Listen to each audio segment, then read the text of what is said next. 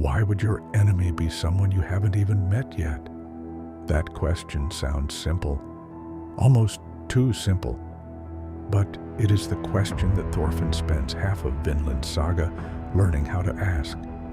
And the arc where he finally finds it, the one most people dismissed, skipped, or called boring, is the most important thing Yukimura ever put on the page. The farming arc isn't where Vinland Saga slows down. It's where it finally tells the truth. To understand why the farming arc matters, you have to understand what Thorfinn is when he arrives there. He is not a warrior at rest. He is not a man taking a break from his journey. He is a hollow shell, moving through the world on habit and muscle memory with nothing left inside. His entire life had one structure, one direction, one reason to wake up every morning and keep breathing. Kill Askeladd. That was it. That was everything. Not glory, not survival, not love, just that one consuming purpose that replaced childhood, replaced growth, replaced every normal human development that should have happened but didn't. Thorfinn didn't grow up. He just got older inside his hatred. And then Askeladd dies, not by Thorfinn's hand, not as the culmination of years of pursuit, just gone. And with him goes the only thing that made Thorfinn's life feel like it had a shape. The lights come on, and he can finally see the room. All of it. Every life taken. Every moment of destruction his hands participated in. Everything he was too consumed by revenge to register when it was happening. The guilt doesn't arrive slowly.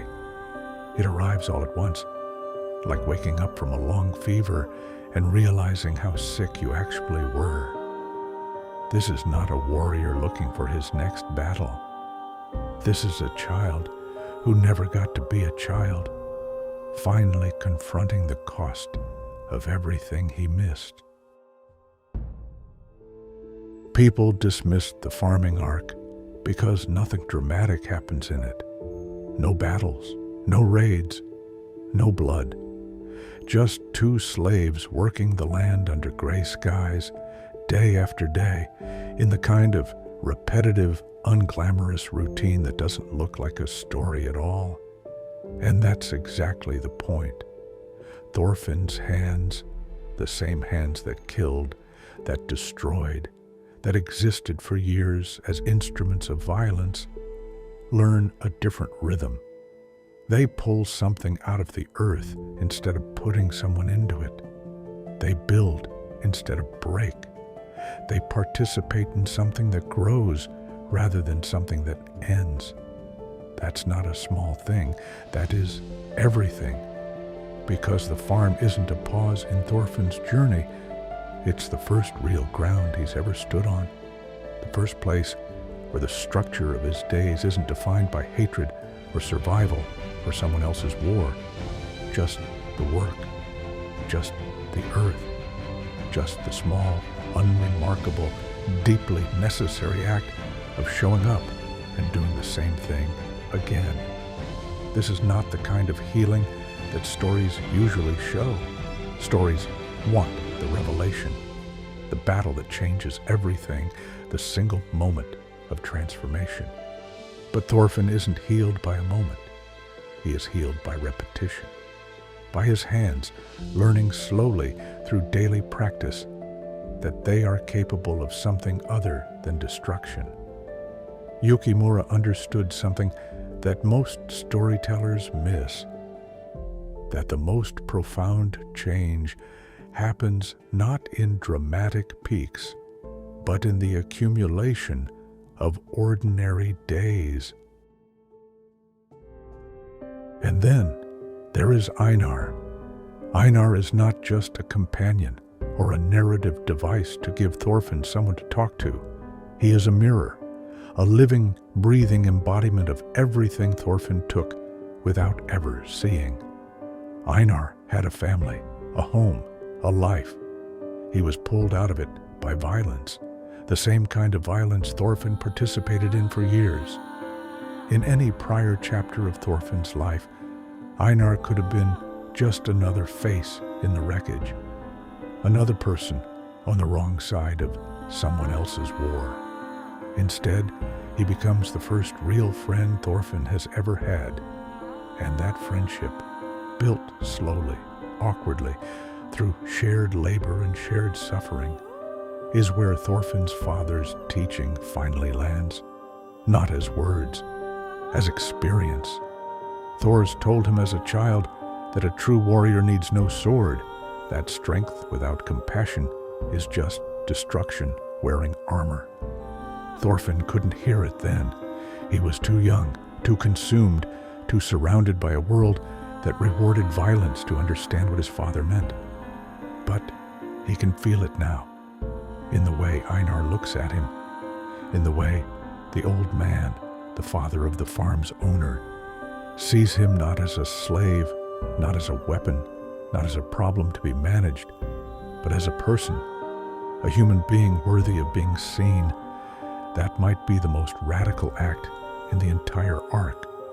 Not a battle, not a sacrifice, just an old man choosing to look at a broken young man and see someone worth acknowledging. Here is what Thorfinn finds in the farming arc that he'd never had before. Not peace, that comes later. Not redemption, that's still being earned. Something smaller and more fundamental than either of those things. The realization that being someone's enemy is not a fact. It is not destiny. It is not written into the nature of people or the structure of the world.